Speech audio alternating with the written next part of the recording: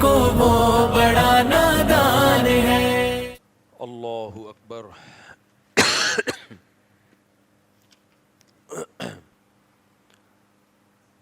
الحمد للہ نحمدہ ونصلی علی رسولہ الکریم۔ میرا سفر تھا جس کی وجہ سے 2 دن یہ جو تراویح کا بیان میں ناغہ ہوا۔ آج انشاءاللہ ہم آج سے اس درس کو کنٹینیو کرتے ہیں۔ تھوڑا گلا والا خراب ہے، طبیعت کچھ سفر کی وجہ سے سیٹ نہیں ہے۔ آج ہم نے 4تھا پارہ پڑھا ہے، لن تنالوا البر حتى تنفقوا مما تحبون۔ جب قرآن مجید کی تلاوت ہوتی ہے تو ایک چیز کا بہت زیادہ احساس ہوتا ہے کہ آج مذہبی لوگوں نے امت کو کن جھگڑوں میں ڈال دیا ہے۔ ان جھگڑوں کی وجہ سے ہم قرآن مجید کی اصل تعلیمات سے محروم ہو گئے ہیں، جن چیزوں کو قرآن فوکس کر رہا ہے۔ اللہ تعالیٰ کا اس امت پہ بہت بڑا احسان ہوا کہ اللہ نے بہت سارے جھگڑے اس امت کے ختم کر دیے تھے اور ان مسائل پر امت کا اجماع ہو گیا تھا، سمجھ رہے ہیں؟ اس کے بعد پھر دوبارہ انہی مسائل کو اس امت میں اٹھایا جا رہا ہے، جس کی وجہ سے علماء کی صلاحیتیں بجائے ان مسائل کے جن کو قرآن نے بہت ہائی لائٹ کیا ہے، ان سے ہٹ کے آج کل کے اسکالرز ہی کے اس پلک پانا لے کے انہی کے اسکرو ٹائٹ کرنے میں لگا رہتا ہے سارا ٹائم ہمارا۔ ابھی میرا عدالتی خلا پہ بیان آیا تھا نا، اس طرح کے اور BCO مسائل ہیں، انشاءاللہ اس پر بھی میں اب ریکارڈ کرواؤں گا، لیکن مجھے افسوس اس پر ہوتا ہے کہ یہ وہ مسائل تھے جو امت نمٹا چکی تھی۔ یہ مسائل امت میں، آپ لوگوں نے سنا ہے وہ عدالتی خلا والا بیان؟ آپ نے سنا ہے وہ جو بیٹھے ہیں؟ یہ وہ مسائل تھے جو امت ان سے فارغ ہو چکی تھی۔ یہ کوئی نیا دین تھوڑی ہے جو ابھی 15ویں صدی میں آ رہا ہو۔ میں اپنے دل کا درد پیش کر رہا ہوں آپ کے سامنے، پھر لیکچر ہم شروع کرتے ہیں۔ دیکھو بار بار ایک بات بیان کرتا ہوں، اگر فرقہ واریت سے بچنا ہے نا تو اپنے آپ کو مجتہدین کا پابند کرو۔ یہ جو 4 بڑے بڑے مجتہدین گزرے ہیں نا، ان میں سے کسی ایک کو فالو کرو، اس کے علاوہ آپ کے پاس فرقہ واریت سے بچنے کا کوئی راستہ نہیں ہے، ورنہ آج کل کے جو مذہبی اسکالر ہیں وہ آپ کو قرآن و حدیث کے نام پہ گمراہ کر دیں گے۔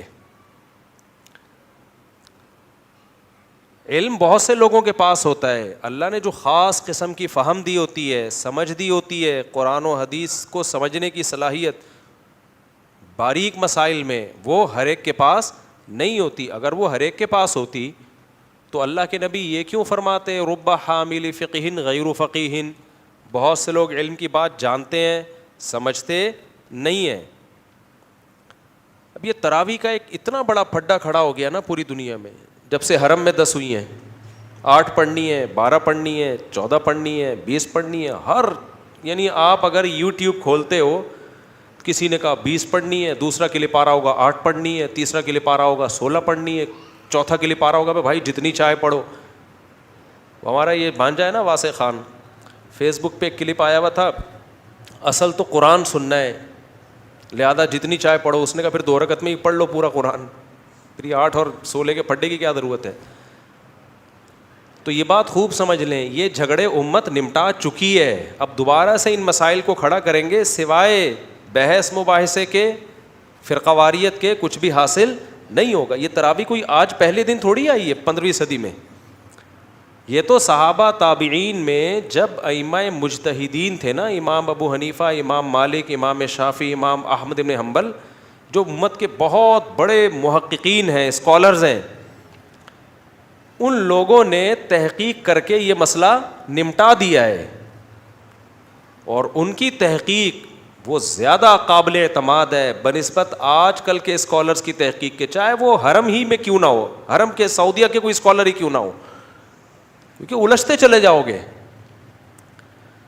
ابھی کچھ دن پہلے ایک شیعہ عالم کا بیان آیا تھا کہ ہمارے ہاں پاکستان میں سب سے منورٹی میں جو فرقہ ہے نا وہ اہل حدیث ہے, سب سے کم تعداد ان کی ہے, لیکن سب سے زیادہ فرقے ان میں ہیں. یعنی افراد کے لحاظ سے سب سے کم اور فرقوں کے لحاظ سے سب سے زیادہ. وجہ کیا ہے کہ جب آپ نے امت کو بے لگام کر دیا کہ ہر آدمی خود ہی کرتا پھرے, تو بھائی ہر آدمی کی رائے دوسرے سے الگ ہے. چند ایک مسائل میں اتفاق ہوگا, باقی وہ ادھر وہ ادھر وہ ادھر. خود تراویح میں ہی اہل حدیثوں کی رائے دیکھ لو آپ, کوئی کہہ رہے ہیں 8 سنت ہے, کوئی کہہ رہے ہیں بھائی جتنی چاہے پڑھو, اس میں کوئی عدد متعین نہیں ہے. اور غامدی صاحب کی طرف جائیں گے تو انہوں نے کہا ہے ہی نہیں. دلیل ان کے پاس بھی ہے کہ 3 دن نبی نے پڑھ کے جو کام چھوڑ دیا تو اس کو پڑھ کیوں رہے ہو, تم کر کیوں رہے ہو. تو یہ مسائل امت پہلے نمٹا چکی ہے, یہ آج کا مسئلہ نہیں ہے, یہ پہلے ہو چکے ہیں سارے مسائل. عدالتی خلا پہ میں کیوں اتنا چیخا ہوں, مجھے افسوس اس پر ہو رہا ہے. دیوبندی مولوی, اہل حدیث مولوی جو آج کل کے ہیں, قدیم اہل حدیث دیوبندی بریلوی شیعہ کوئی بھی اس خلا کو ٹھیک نہیں سمجھتا جو آج کل کورٹ میں ہو رہا ہے. لیکن اب وہ اسکالرز آنا شروع ہو گئے. جو مسئلے پہلے نمٹ چکے ہیں بھائی ان کو مت اچھالو. یہ قرآن حدیث کے نام پہ لوگ منجن بیچیں گے. بعض مخلص بھی ہوتے ہیں ان میں ایسے اہل حدیث علماء کو جانتا ہوں جو بڑے مخلص ہیں, لیکن بھائی آپ کی جو سمجھ ہے وہ ابو حنیفہ شافعی کے مقابلے میں اس کی کوئی حیثیت نہیں ہے. آپ اپنی رائے کیوں تھوپ رہے ہو امت پہ؟ امت کو چلنے دو یار جیسے چلتی آ رہی ہے. صدیوں سے تراویح پر اجماع ہو چکا ہے, 20 رکعت ہے, 20 سے کم نہیں ہے, زیادہ پر تو ہے 20 سے کم نہیں ہے. جب ایک چیز نمٹ گئی, امت نے فائلیں لپیٹ کے, آج سے آپ 100 سال پہلے جائیں گے نا اپنے باپ دادا سے پوچھیں, وہ کہیں گے ہمیں تو پوری روئے زمین پہ کہیں بھی 20 سے کم نماز نہیں ہوتی تھی. ایک نئی فائل کھول دی ہے. پھر وہ استدلال کرتے ہیں بخاری میں 8 رکعتیں ہیں, بخاری میں تو 8 بھی ہیں, بخاری میں تو 17 بھی ہیں. حضرت عائشہ ام سلمہ مختلف صحابیات سے کہ نبی 17 رکعتیں پڑھا کرتے تھے. اور وہی بات ہے کہ تہجد والی حدیثوں کو آپ تراویح پہ فٹ کیسے کر رہے ہو؟ نبی نے تو تراویح 3 دن پڑھی ہے, اس میں کتنی رکعتیں پڑھی ہیں وہ تو کسی کو معلوم نہیں ہے. وہ اگر ہمارے سامنے آ جائے تو بات ختم ہو جائے گی. وہ تو حضرت عمر کے عمل سے ہمیں پتہ چلتا ہے. پھر حضرت عمر سے 2 روایتیں 8 بھی ہیں 20 بھی ہیں. اگر 8 والی صحیح روایت ہوتی تو کوئی تو روئے زمین میں اس وقت 8 پڑھ رہا ہوتا نا. اس مسئلے کو میں انشاءاللہ ابھی ریکارڈ کرواؤں گا, لیکن میں چاہتا ہوں کہ رمضان میں آدمی عبادت کرے, اللہ اللہ کرے. ہمیں کن مسائل میں اب چپ بیٹھے رہے نا اگر, تو امت گمراہی کی طرف جانا شروع ہو جائے گی. چپ بیٹھنا بھی ہمارے لیے ممکن نہیں ہے. میں عدالتی خلا پہ چپ بیٹھا رہتا تو وہ منجن تو بکتا نا پھر دبا کے, تو مجھے اپنے ٹائم کو فارغ کرنا پڑا. اب آدمی عبادت کرے, قرآن کے دوسرے مضامین کو سوچے, یا ان اختلافات کے بکیڑوں میں پڑے. اگر ہم لوگوں کو ایسے ہی چھوڑ دیں, لوگ تو چھوڑ دیں گے پھر ائمہ مجتہدین کو, لوگوں کو تو پھر آج کل کے اسکالرز یرغمال بنا لیں گے, کھیلیں گے ان کے جذبات سے. تو خوب سمجھ لو, نہ سعودیہ کا کوئی مفتی امام احمد بن حنبل کے مقابلے میں ان کی کوئی حیثیت ہے. ہم کسی عالم کی توہین نہیں کرتے. کوئی کہتے ہیں نا سعودیہ کے مفتی کا فتویٰ, بھائی آج کل کے فتوے ہیں یہ, صحیح ہے نا, چاہے سعودیہ کے ہوں, چاہے حرم کے ہوں, چاہے ملیشیا کے ہوں, چاہے پاکستان کے ہوں, چاہے جاپان کے ہوں. وہ فہم اللہ نے آج لوگوں کو نہیں دی ہے جو قدیم لوگوں کو دی تھی. اور بار بار بتاتا ہوں, ائمہ مجتہدین جو ہے نا یہ تابعین تبع تابعین کے دور میں ہیں. ان لوگوں نے نمازیں اپنی آنکھوں سے دیکھی ہیں. یہ لوگ سند کے محتاج نہیں تھے بہت سی چیزوں میں. ایک بس چھوٹی سی بات کر کے میں آگے چلتا ہوں تاکہ ہمارا یہ جو لیکچر ہے یہ نہ رہ جائے, جو بہت امپورٹنٹ لیکچر ہے. آج ہر چیز میں جو حدیث کا مطالبہ کرتے ہیں نا, حدیث دکھاؤ کہیں 20 رکعت تراویح, حدیث دکھاؤ, بہت سارے مسائل میں ہمارے پاس حدیث نہیں ہے. وہ تواتر عملی سے ثابت ہیں. عملی تواتر سمجھتے ہو, سینہ بسینہ چلے ہیں. اس کی میں بہت دفعہ مثال دیتا ہوں کہ خواتین صفا اور مروہ پہ چلنے کا حکم ہے, دوڑنے کا حکم نہیں ہے. جب حج عمرے پہ خواتین جاتی ہیں تو دوڑیں گی یا چلیں گی؟ چلیں گی. کوئی حدیث دکھا دو, کہیں بھی نہیں ہے حدیث میں. حضرت عائشہ سے ایک اثر منقول ہے, وہ بھی ضعیف ہے, لیکن امت نے دیکھا, تابعیہ نے صحابیات کو دیکھا کہ وہ چل رہی ہیں, دوڑ نہیں رہی ہیں. پھر تبع تابعین جو تھیں انہوں نے, ان عورتوں نے تابعین کو دیکھا. تو یہ تواتر سے سلسلہ چلتا ہوا آج تک اسی طرح آ رہا ہے.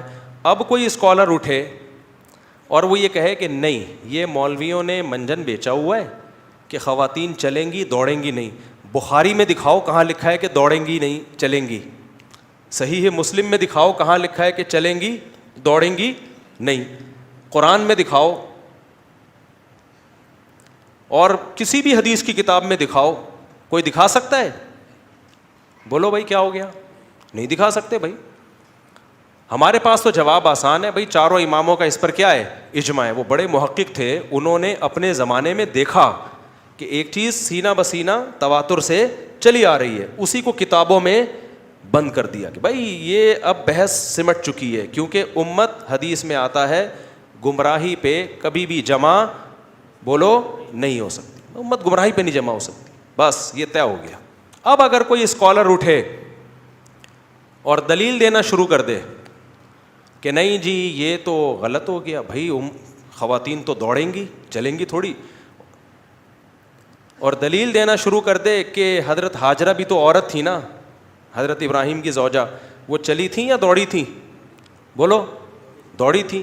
اور دلیل میں یہ حدیث پیش کرے کہ نبی صلی اللہ علیہ وسلم نے فرمایا خذوا عنی مناسککم, حج کا طریقہ مجھ سے سیکھو, عمرے کا طریقہ مجھ سے سیکھو, جیسے جیسے میں نے کیا ویسے ویسے کرو.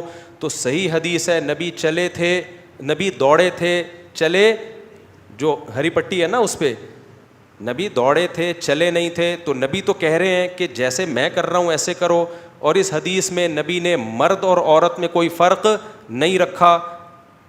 اب ہم جواب میں کہیں یار چاروں اماموں کا اجماع اس پر کہ عورت چلے گی دوڑے گی نہیں. لو بھائی, نبی کو چھوڑ کر کس کے فتوے مان رہے ہو؟ اماموں کے فتوے. یہی تو شرک ہے, یہی تو منجن ہے, یہی تو گمراہی ہے. تو یہ کوئی معقول بات ہوگی؟ ہم جواب میں یہی کہیں گے بھائی نبی کی حدیث بعض دفعہ حدثنا فلان کے طریقے سے پہنچتی ہے, بعض دفعہ نبی کا طریقہ سینہ بسینہ عملاً پہنچتا ہے. جو عملاً سینہ بسینہ پہنچ رہا ہوتا ہے وہ بہت پاورفل ہوتا ہے, جبکہ حدیث جو سند کے لحاظ سے پہنچتی ہے اس میں راوی سے غلطی کا امکان ہوتا ہے. یہاں جو صدیوں سے تواتر چلا آ رہا ہے اس میں غلطی کا امکان نہیں ہوتا. بات سمجھ میں آ رہی ہے؟ اسی پر میں نے چند عرصے پہلے ایک پیش گوئی کی تھی کہ آج کل کے جو اسکالرز ہیں نا, جو آپ کو مجتہدین کی تقلید سے ہٹاتے ہیں, آپ اس کو تقلید کہہ لیں اتباع کہہ لیں, ایک ہی نام ہے, وہ ایک ہی مطلب ہے. وہ کیا کریں گے, یہ فتویٰ دیں گے فیوچر میں کہ عورت بھی صفا مروہ پہ دوڑے گی چلے گی نہیں. میں نے کہا تھا یہ دیکھنا یہ فتویٰ آئے گا اور پھر امت ایک نئی بحث میں لگ جائے گی. تو میں نے ناصر الالبانی رحمہ اللہ, بڑے عالم تھے لیکن وہ سلفی عالم تھے, وہ مجتہدین کی اتباع کو نہیں سمجھتے تھے کہ اتباع کی جائے کسی, وہ کہتے تھے بھائی بس ڈائریکٹ قرآن حدیث. ان کا یہ فتویٰ انٹرنیٹ پہ موجود ہے کہ عورت صفا مروہ میں چلے گی نہیں بلکہ بولو دوڑے گی. اور دلیل یہی دی ہے انہوں نے کہ بھائی نبی نے تو فرمایا جیسے میں نے حج کیا ویسے کرو. دوسری بات, حضرت ہاجرہ جو تھیں وہ تو عورت تھی نا, تو عورت ہونے کے باوجود وہ چلی تھیں یا دوڑی تھیں؟ بولو نا, دوڑی تھیں. تو انہی کی اتباع میں عورتیں کیوں نہیں دوڑیں گی؟ یہ فتویٰ دے دیا انہوں نے. اگرچہ عرب علماء نے اس پہ رد کیا کہ بھائی یہ تو اجماع کے خلاف ہے. بھائی بات یہ ہے, شیخ صالح العثیمین رحمہ اللہ اور بن باز وغیرہ رحمہ اللہ نے رد کیا کہ یہ تو اجماع امت کے خلاف ہے. سوال پیدا ہوتا ہے کہ عورتیں سمٹ کے نماز پڑھیں گی, اس پر بھی تو اجماع ہو چکا ہے صدیوں سے. عورتیں آہستہ لبیک کہیں گی, اس پر بھی کیا ہے؟ اجماع ہے. تو ایسے ہی 20 رکعت تراویح پہ بھی کیا ہے؟ اجماع ہے. بھائی اس سے زیادہ ہی کا قول ہے, کم نہیں ملتا ہمیں. مجتہدین کی بات کر رہا ہوں جن کے اجماع کا اعتبار ہوتا ہے. ایسے شاذ اقوال تو ہر قول میں مل جاتے ہیں ہمیں. شاذ اقوال جو ہوتے ہیں نا وہ تو ہر قول, جو ریلائبل علماء ہیں جن کی بات کا ایک امت نے جن کو ویلیو دی ہے. تو یہ وہ مسائل تھے جو امت میں کیا ہو چکے تھے, ختم. اب پھر سے اٹھائے جا رہے ہیں. ایک چھوٹی سی بات کر کے بس آگے چلتا ہوں. تراویح میں حضرت عمر سے 2 روایتیں ہیں نا, ایک 8 والی ایک 20 والی, تیسری کوئی روایت نہیں ہے. جمہور علماء کہتے ہیں وہ 8 والی روایت ضعیف ہے. اس کی 2 دلیلیں پیش کی جاتی ہیں کہ امام مالک نے اس پہ خود فتویٰ نہیں دیا اپنی کتاب میں لکھ کے بھی. میں اس لیے اب بات مکمل کرنی پڑتی, میرے پھر ادھورے کلپ چل جاتے ہیں. امام مالک خود اس پہ فتویٰ نہیں دے رہے ہیں. دوسری بات یہ کہ وہ روایت مضطرب ہے, راوی ایک بیان پہ ٹکتا نہیں ہے. بعض دفعہ حدیث کی سند ٹھیک ہونے کے باوجود مضطرب ہونے کی وجہ سے رد کر دیا جاتا ہے. اور تیسری بات یہ ہے کہ اگر حضرت عمر نے 8 پڑھی ہوتی تو پوری روئے زمین پہ کوئی تو نظر آ رہا ہوتا نا, اس وقت 8 پڑھتا ہوا. کوئی روایت بھی نہیں ملتی, کہیں بھی نہیں کچھ ملتا کہ ہمیں کسی نے 8 پڑھی ہو. اور چوتھی بات یہ ہے کہ فرض کر لو حضرت عمر نے 8 پڑھی ہیں. اب کچھ اسکالرز یہ بھی کہہ رہے ہیں کہ حضرت عمر نے اصل میں 8 شروع کروائی تھیں, بعد میں 20 کر دیں تاکہ لوگوں کو قرآن پڑھنے میں آسانی ہو. لوگوں کو کیا ہو قرآن پڑھنے میں, کیونکہ 8 رکعتوں میں جب آپ قرآن ختم کریں گے بہت لمبی رکعتیں ہو جاتی ہیں, تو اس کو 20 کر دیا. پہلا سوال تو یہ ہے کہ آپ تو یہ کہتے ہیں کہ تراویح میں اختیار ہے جتنی چاہیں پڑھو, تو ہونا تو یہ چاہیے تھا کہ راوی بیان کرتا کہ حضرت عمر نے جو حکم دیا نا قاری کو نماز پڑھانے کا, وہ کبھی 8 پڑھاتا تھا, کبھی 12 پڑھاتا تھا, کبھی 16 پڑھاتا تھا, کبھی اتفاق سے زیادہ جوش آیا تو 20 بھی پڑھاتا تھا. یہی کیا ہے کہ 8 ملتی ہے اور کتنی 20, اس کا مطلب دونوں میں سے ایک ٹھیک ہے, اختیار نہیں ہے. تبھی مجتہدین نے ان حدیثوں سے اختیار نہیں سمجھا, مجتہدین نے اسپیسیفک ایک عدد متعین کیا ہے. میں اس پہ انشاءاللہ بہت جلد پورے ریفرنسز, جیسے خلا والا مسئلہ میں نے ریکارڈ کروایا ہے نا, خلا والا مسئلہ اسی اسٹائل میں انشاءاللہ تراویح والا مسئلہ بھی میں ریکارڈ کروانے والا ہوں. مقصد امت کو اختلاف میں دھکیلنا نہیں ہے, مقصد امت کو اختلاف سے نکالنا ہے کہ ایک چیز جس پر امت کا اجماع ہو چکا تھا اب دوبارہ اس میں پھڈا پیدا مت کرو.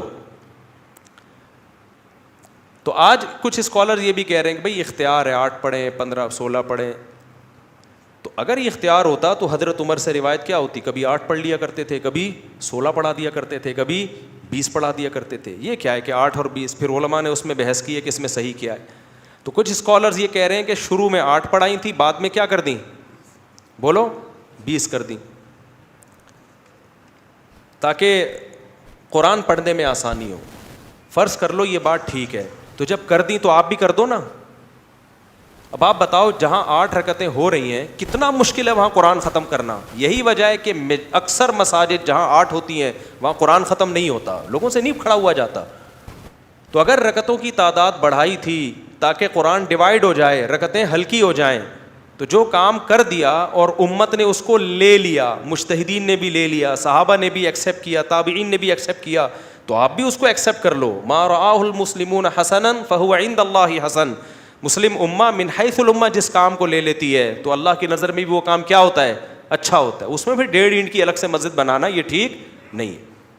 سمجھتے ہو کہ نہیں سمجھتے؟ ہاں یہ الگ بات ہے کہ آپ نے عدد وہ لے لیا جو حضرت عمر سے تواتر سے سینہ بسینہ چلا آ رہا ہے 20 رکعت. پھر اگر کسی سے نہیں پڑھی جا رہی ہیں تو وہ ایک الگ بات ہے, مسئلہ تو چینج نہ کرے نا. وہ ایک آدمی سے 4 پڑھی جا رہی ہے, بھائی تو 4 پڑھ لے. ایک آدمی کی ہمت 8 کی ہے تو 8 پڑھ لے. ایک آدمی کی ہمت کتنے کی ہے 16 کی ہے تو 16 پڑھ لے. سنت مؤکدہ ہے لیکن فرض واجب نہیں ہے تراویح, لیکن اس میں آپ رکعتوں کو چینج کرنے کی کوشش نہ کرو.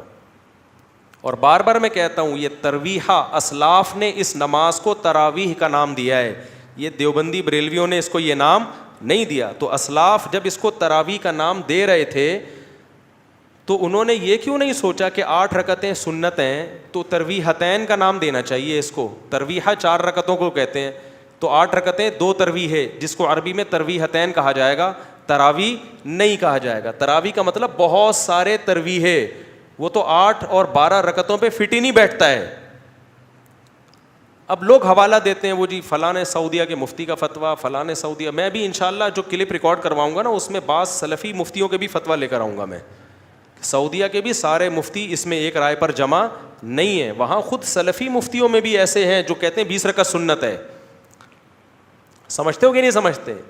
تو یہ کوئی دیوبندی بریلوی کا مسئلہ نہیں ہے کہ دیوبندیوں کی رائے ہے یا بریلوی, پوری امت کا مسئلہ ہے. ہاں اب اس کو چینج کر دیا ہے تو اب تو بہت کچھ الٹا پلٹا امت میں ہو گیا ہے. ابھی میری کچھ دن پہلے کسی عالم سے بحث ہو رہی تھی, انہوں نے کہا آپ نے عدالتی خلا پہ ریکارڈ کروا دیا, اتنا سخت ریکارڈ کروا دیا خلا کی. کوئی مصر میں تو قانون ہے کہ عورت جائے خلا لے سکتی ہے, سعودی عرب میں اور فلانے اور پاکستان میں کچھ تو ہوگا نا.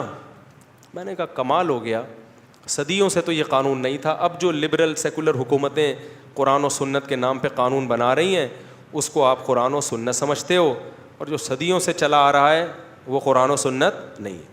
بالکل ایسا ہی ہے. مصر کی کورٹ نے 3 طلاقوں کو ایک کہا ہوا ہے. ایک صاحب میرے پاس آئے, مصر کی کورٹ 3 طلاقوں کو ایک کہتی ہے, اور پتہ نہیں سعودی عرب کی کورٹ تو ابھی تک 3 ہی کہہ رہی تھی, اب شاید چینج کر دیا انہوں نے, اور فلاں کی کورٹ. میں نے کہا مصر میں اسلام تو بھائی 1000 سال سے زیادہ ہو گیا آئے ہوئے, اس وقت سے اب تک تو 3 ہی کہہ رہے تھے, 1967 میں چینج کر دیا. تو وہ جو 67 میں آ کے چینج ہو رہا ہے وہ قرآن و سنت ہے.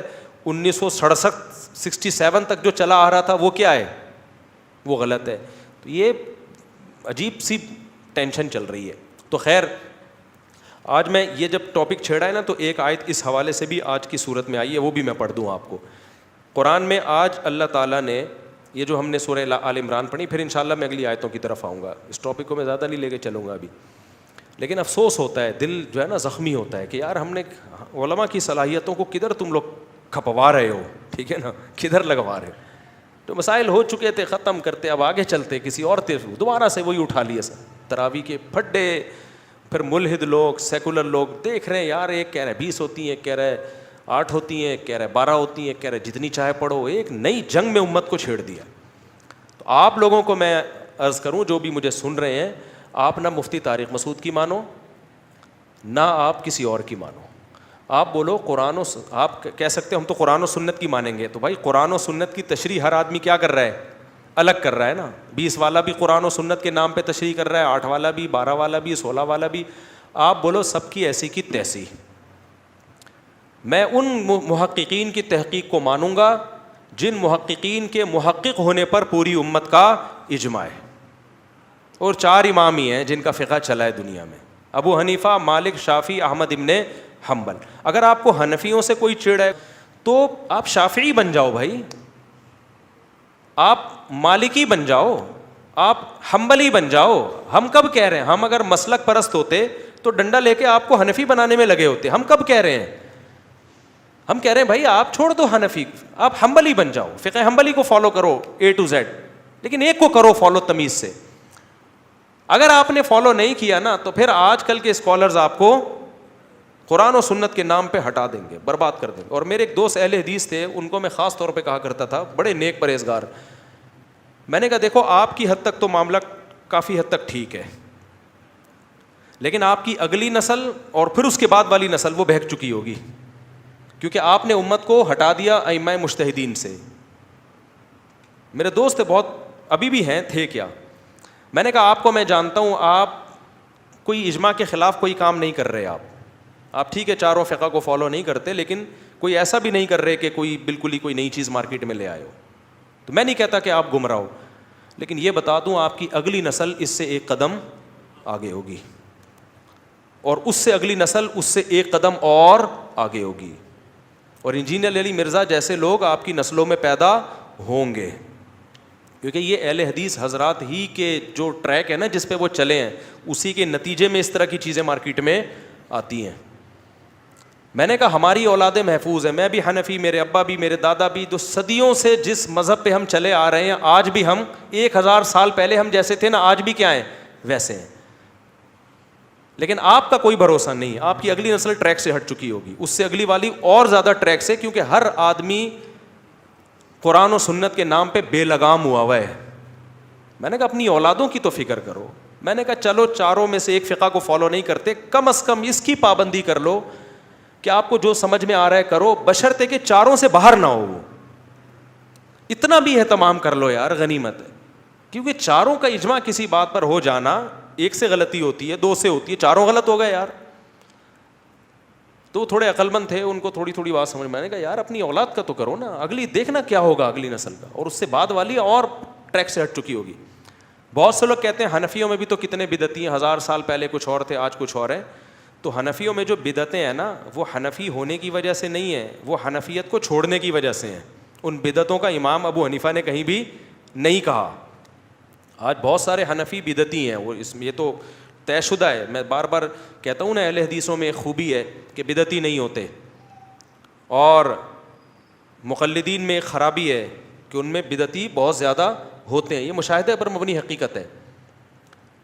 لیکن یہ جو مقلدین میں بدعتی ہوتے ہیں نا, یہ مقلد ہونے کی وجہ سے نہیں ہوتے, یہ اندھے مقلد ہونے کی وجہ سے ہوتے ہیں.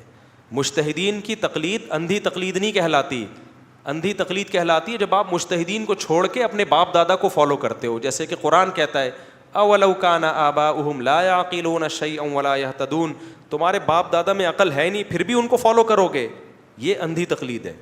تو بدعتی اپنے پیر و مرشد کو فالو کر رہا ہوتا ہے, اپنے بزرگ کو فالو کر رہا ہوتا ہے, وہ مجتہدین کو فالو نہیں کر رہا ہوتا. تو حنفیوں میں آج آپ کو کوئی بدعت نظر آئے گی, وہ ابو حنیفہ کی وجہ سے نہیں ہے, وہ امام شافعی کی وجہ سے نہیں ہے, وہ ابو حنیفہ کو چھوڑنے کی وجہ سے ہے. سمجھتے ہو کہ نہیں سمجھتے ہو؟ تو یہ میں ایک آیت پڑھتا ہوں کیونکہ اس آیت کو بھی آج کل کے اسکالرز غلط استعمال کر رہے ہیں, جو آج سورہ آل عمران میں آیت آئی آمنوا اتقوا اللہ واعتصموا بحبل اللہ جمیعا. اللہ فرماتے ہیں اللہ کی رسی کو یعنی قرآن کو مضبوطی سے تھامو, ولا تفرقوا اور فرقوں میں مت بٹو, یہ اس کا ترجمہ کیا جاتا ہے. اس آیت سے بھی یہ آج کل لوگ آپ کو مجتہدین سے ہٹا دیتے ہیں کہ مجتہدین کو فالو مت کرو. اللہ تو کیا کہہ رہا ہے, اللہ کی رسی کو یعنی قرآن کو مضبوطی سے تھامو.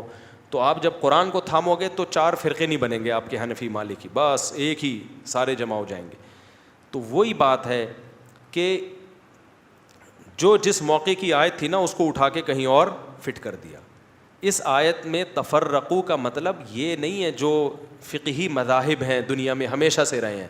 سعودی عرب میں فقہ حنبلی ہے, ملیشیا میں فقہ شافعی ہے, بر صغیر میں فقہ حنفی, یہ اس میں داخل نہیں ہے کیونکہ 99.9% امت تو اسی کو فالو کرتی آ رہی ہے.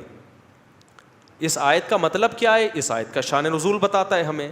2 قبیلوں میں قوم پرستی کی بیس پہ جنگ ہونے لگی تھی, سمجھ رہے ہو؟ اس آیت کا آپ تفسیر میں دیکھ لیں شان نزول, قوم پرستی کی بیس پہ. تو قرآن نے کہا کہ اللہ کی رسی کو مضبوطی سے تھامو. قرآن کیا کہتا ہے؟ انما المؤمنون اخوۃ, مسلمان سب آپس میں کیا ہیں؟ بھائی ہیں. اس میں پٹھان پنجابی نہیں ہوتا, مہاجر سرائی کی پٹھان فلانا قبیلہ ڈمکانا قبیلہ یہ نہیں چلتا. تم سب آدم کی اولاد میں ہو, لہذا یہ سوچو, اور ولا تفرقوا آپس میں لڑو مت. اس موقع پہ یہ آیت نازل ہوئی ہے. آج کل کے اسکالرز نے کیا کیا, اسی آیت کو اٹھا کے لڑوانے کا ذریعہ بنا دیا. تراوی پہ الگ پھڈے, آمین زور سے آہستہ آمین اس پہ الگ پھڈے, رفع الیدین پہ الگ پھڈے. تو قرآن تو کہہ رہا ہے کہ اللہ کی رسی کو مضبوطی سے تھامو اور لڑو مت آپس میں, کیونکہ تم سب آپس میں کیا ہو؟ بھائی ہو. تو بھائی کا کام لڑنا تھا یا لڑائی کو ختم کرنا تھا؟ آپ نے لڑائی کا عنوان چینج کر دیا. اس وقت لڑائی ہو رہی تھی قوم پرستی کی بیس پہ, آپ نے رفع الیدین کا لیبل لگا کے لڑوا دیا امت کو. حالانکہ رفع الیدین کا مسئلہ بھی حل ہو چکا ہے, سب نے اپنے اپنے دلائل ہیں, سب کے پاس اپنے اپنے, تبھی امت میں رفع الیدین کی بیس پہ ایک دوسرے کو گمراہ نہیں کہا. امام ترمذی نے کتنی پیاری بات لکھی ہے. امام ترمذی تو رفع الیدین کرتے تھے, امام بخاری کے شاگرد, لیکن جب رفع الیدین کرنے کی حدیث ذکر کی, کہا بعض لوگوں کا یہی مذہب ہے. نہ کرنے کی ذکر کی, انہوں نے کہا بہت سارے صحابہ کا یہی مذہب ہے. وہ تو ناک کا مسئلہ نہیں بنایا انہوں نے, امام ترمذی نے, کہ جو نہیں کرتے وہ ایسے ہیں, وہ یوں ہیں, ان کو تو پتہ ہی کچھ نہیں. کہا بہت سارے اصحاب صحابہ کا کیا ہے, یہی مذہب ہے. یہ کہا اور آگے نکل لیے. اگر امام ترمذی وہیں اٹک جاتے تو امام ترمذی بنتے وہ؟ بولو نا, ان کی سوئی اگر وہیں اٹک جاتی تو تھوڑی امام ترمذی بنتے. تو آج کے اسکالرز کا مسئلہ ہی یہی بن چکا ہے ابھی. تو ہمیں شوق نہیں ہے ان مسائل میں پڑھنے کا, لیکن ہم اگر چھپ بیٹھ گئے نا تو یہ امت بے لگام ہو کے قرآن سنت کے نام پہ چینج ہوتی رہے گی, اور ایک وقت آئے گا کہ برباد ہو جائے گی یہ امت. اس سے فرقے کم نہیں ہوں گے, فرقے کیا ہوں گے؟ بڑھیں گے. تو یہ قرآن کی آیت ہمیں لا تفرقو کے ذریعے لڑنے بھڑنے سے روک رہی ہے. اور پھر اللہ اپنی نعمت بھی بیان کر رہا ہے, وَاذْكُرُوا نِعْمَةَ اللَّهِ عَلَيْكُمْ إِذْ كُنْتُمْ أَعْدَاءً. صحابہ کو بتا رہے دیکھو اللہ کی تم پر کیسی نعمت ہوئی, تم سب آپس میں دشمن تھے, فَأَلَّفَ بَيْنَ قُلُوبِكُمْ, تمہارے دلوں کو اس نے جوڑ دیا. تو اب جوڑ دیا تو لڑو نہیں. کیا مطلب؟ کیا اختلاف نہیں کرو فروعی مسائل میں؟ نہ, یہ مطلب ہوتا تو صحابہ کا مسائل میں اختلاف نہ ہوتا. صحابہ کا بھی مسائل میں اختلاف تھا, مگر وہ اسٹائل نہیں تھا ان کا ایک دوسرے کو برا بلا کہنا اور ایک دوسرے کو گمراہ قرار دینا ان مسائل کی بیس پہ, جو آج ان اسکالرز کا اسٹائل بن چکا ہے. سمجھتے ہو کہ نہیں سمجھتے کہ حنفی غنڈے اور فلانا غنڈے اور دمکانہ غنڈے, اس طرح کے عجیب عجیب سے الفاظ آپ دیکھ لو نا کیسے کس طرح کی باتیں مل رہی ہیں. تو اس سے انسان روحانیت سے دور ہو جاتا ہے. نمازوں میں اس کا لذت خراب, صحابہ کرام میں اتنے اختلاف تھے. صحابہ میں رفع الیدین کے بغیر بھی نماز پڑھنے والے تھے, رفع الیدین کے ساتھ بھی تھے, ہاتھ چھوڑ کے نماز پڑھنے والے بھی, ہاتھ باندھ کے پڑھنے والے بھی. لیکن ایک چیز سب میں کامن تھی, نماز میں روتے سب تھے. لمبی لمبی گھنٹوں گھنٹوں کی ان کی نمازیں ہوتی تھیں. آج ساری تقریر جا کے ایک اٹک جاتی ہے سوئی جا کے کسی خاص مسئلے پر, اس میں چیمپئن بن چکا ہوتا ہے, ہر دوسرا آدمی چیمپئن ہے, لیکن اس کی نمازوں میں آپ جان اور طاقت دیکھ لو, زیرو. نہ اس کا دعاؤں میں کم وقت کا کبھی دل لگے گا, نہ کبھی تہجد میں اس کا دل لگے گا, نہ کبھی اللہ کے سامنے دو آنسو بہانے کی اس کو توفیق ملے گی. وہ ہر وقت فیس بک سوشل میڈیا پہ گالیاں ہی دیتا رہے گا. اب دیکھتا ہوں نا کبھی فیس بک پہ ایک کلپ آیا ہوا ہوتا ہے تراویح کا. آج ایک کلپ آیا ہوا تھا, اس نے کہا اصل تو قرآن پڑھنا ہے, جتنی رکعتیں پڑھو. پھر نیچے کسی نے لکھا ہوا تھا پھر 2 ہی پڑھ لے, پھر 8 کی بھی تکلف کی 2 میں کر لے قرآن. بحث چل رہی ہے رمضان کے مقدس مہینے میں کیا ہو رہا ہے. پڑھ نہ وہ رہا ہے نہ یہ رہا ہے, سمجھ رہے ہیں, پڑھ نہ وہ رہا ہے نہ یہ پڑھ رہا ہے. تو اللہ ہدایت دے بھائی. دوسری بات یہ کہ یہ تراویح کا جو آخری وقت ہے نا, تہجد کا وقت ہے, یہ بھی آج بعض اہل حدیث نے کہا کہ اصل تو آخری وقت ہے, آخری وقت ہے. بھائی ٹھیک ہے اصل آخری وقت ہے, لیکن حضرت عمر نے جب اول وقت میں پڑھوا دی تو تم بھی پڑھ لو نا پبلک کی آسانی کے لیے. تو حضرت عمر کے کرنے سے اب اول وقت اصل بن گیا ہے. دیکھو عشاء کی نماز کا اصل وقت ہے 1/3 رات, حدیثوں میں ترغیب ہے, لیکن پڑھی نہیں جاتی. پڑھی کب جاتی ہے؟ اول وقت میں, کیونکہ 1/3 تک جاگے گا کون. تو اسی وجہ سے تو صحابہ اول وقت میں تراویح پڑھتے تھے. تو جب ایک چیز صحابہ نے کر لی امت کی آسانی کے لیے اور خلفائے راشدین نے کی ہے, عام لوگوں نے بھی نہیں کی ہے, تو ہمارے لیے وہی عمل کیا بن گیا ہے؟ سنت بن گیا ہے. اب اس بحث میں کہ اصل تو تہجد میں پڑھیں, ابے بھائی چھوڑ دے اس اصل کو جو صدیوں سے ہو رہا ہے. جو صحابہ نے شروع کیا وہ عشاء کے بعد ہے, تو اب عشاء کے بعد ہی پڑھو اب بیٹھ کے. اب اصل یہی بن چکا ہے. سمجھ میں نہیں آ رہی میرا خیال ہے بات. اب اصل یہی بن گیا ہے. اب یہ افلاطونیاں بقراتیاں اور علمی موشگافیاں چھوڑنے کا سوائے امت کو لڑوانے اور اختلاف کے کوئی فائدہ نہیں ہے. جو ہو گیا صحابہ نے کر دیا, طے شدہ, ختم, فنش. اب کچھ اور کام کرو. سمجھتے ہو کہ نہیں سمجھتے؟ ہاں کسی کی تراویح رہ جائے تو وہ پڑھ لے آخری وقت میں. بہت بڑا فنٹر ہے آخری وقت میں رات کو تہجد میں اٹھ کے پڑھے گا 20 رکعت, تو بہت اچھی بات ہے یار. کیونکہ حضرت عمر کا قول ہے واللتی تنامون عنہا خیر مما تقومون, کہ جس نماز سے تم سو رہے ہو نا وہ زیادہ بہتر ہے اس سے, یعنی آخری وقت میں پڑھنا. اس کا بعض لوگوں نے مطلب یہ لیا ہے, وہ جہلم والی سرکار نے, کہ اصل تہجد زیادہ فضیلت ہے. بھائی حضرت عمر نے یہ نہیں فرمایا کہ تہجد کی, اگر بالفرض یہ بھی مان لیا جائے نا تو بھی یہ شروع بھی کس نے کرائی ہے؟ حضرت عمر نہیں کرائی ہے اول وقت میں. اور دوسری بات یہ کہ علامہ ابن حجر نے اس کا مطلب بیان کیا ہے کہ اس کا مطلب یہ نہیں ہے کہ مسجد میں پڑھنا افضل نہیں ہے, گھر میں پڑھنا افضل ہے. جہلم والی سرکار کا بھی نیا کلپ آیا ہے, اس میں جہلم والی سرکار نے کہا ہے کہ فرض نماز کے علاوہ جتنی نمازیں ہیں گھر میں پڑھنا افضل ہے. بہت ساری حدیثیں اس پہ لائی جہلم والی سرکار کہ گھر میں پڑھنا افضل, گھر میں پڑھنا. بھائی افلاطونیاں اور بقراتیاں دکھانے کی ضرورت نہیں ہے, بہت ساری حدیثیں ہیں. تراویح کی حدیث دکھاؤ کوئی کہ جس میں آتا ہو گھر میں پڑھنا افضل ہے. تراویح مستثنا ہے. آپ لا رہے ہو حدیثیں کہ جو ہے نا بھرم میں لینے کے لیے کہ حدیث میں آتا ہے سب سے افضل نماز کون سی ہے؟ گھر کی ہے. سب سے افضل نماز کون سی ہے؟ گھر کی. بھائی کون ان حدیثوں کا انکار کر رہا ہے؟ تراویح میں کہاں حدیث میں آتا ہے کہ گھر میں افضل ہے؟ تراویح تو نبی نے مسجد میں آ کے 3 دن پڑھی ہے, اور حضرت عمر نے کہاں قائم کروائی ہے؟ مسجد میں قائم کروائی ہے. تو اس سے پتہ چل رہا ہے مسجد کو آباد کرنا افضل ہے. حضرت عمر خود گھر میں پڑھتے تھے, اس کی وجہ یہ کہ وہ حافظ قرآن تھے. تو جو حافظ ہو اس کے لیے تو خود پڑھنا زیادہ افضل ہے, کیونکہ مسجد میں تو اس لیے پڑھا جائے گا کہ سارے حافظ نہیں ہوتے, تو وہ قرآن سنے, رونق قائم ہو. تبھی تو حضرت علی جب مسجدوں میں جا کے دیکھتے کہ مسجدوں میں تراویح سے قرات کی آوازیں گونج رہی ہیں, کہتے تھے اللہ عمر کی قبر کو نور سے بھر دے, ہماری مسجدوں کو اس نے آباد کر دیا. اور آپ لوگوں کا کہ گھر میں پڑھنا افضل, تو اس سے مسجدیں آباد ہوں گی ویران ہوں گی؟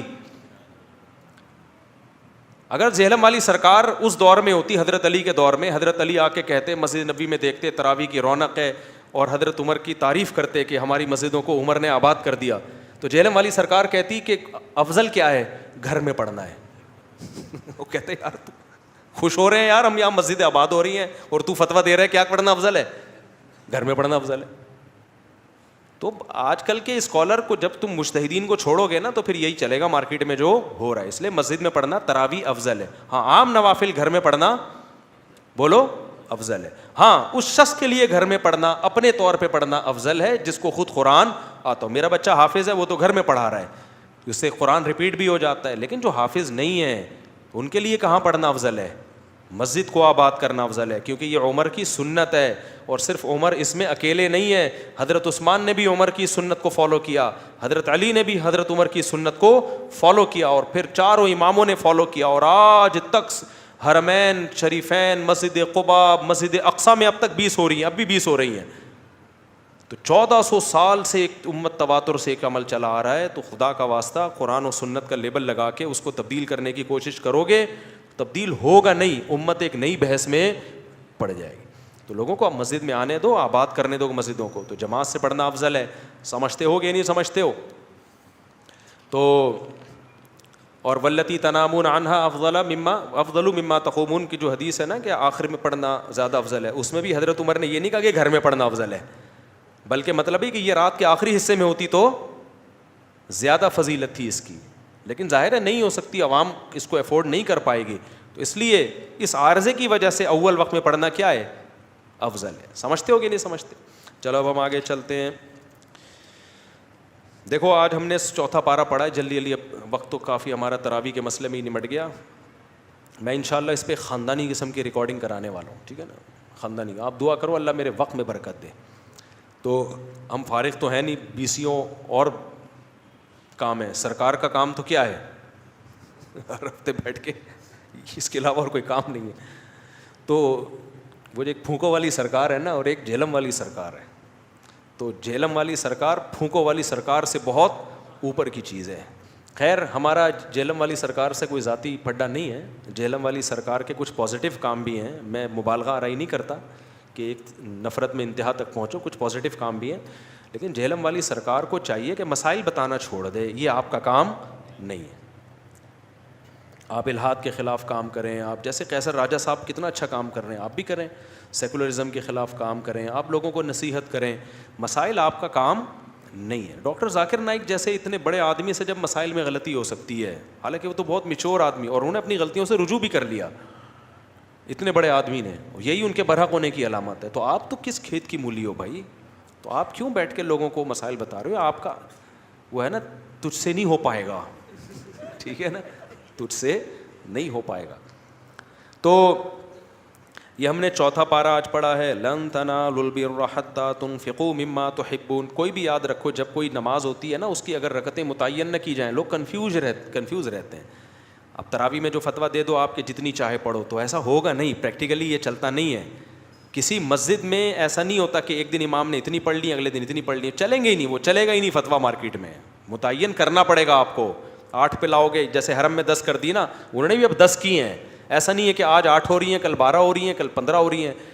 تو حضرت عمر نے بھی ایک اسپیسیفک تعداد تھی جو متعین کر کے لوگوں کو دی تھی کہ بھئی اس تعداد میں آپ نے پڑھنی ہے, کیونکہ ایسے بے لگام چھوڑیں گے تو کیا ہوگا, معاملہ خراب.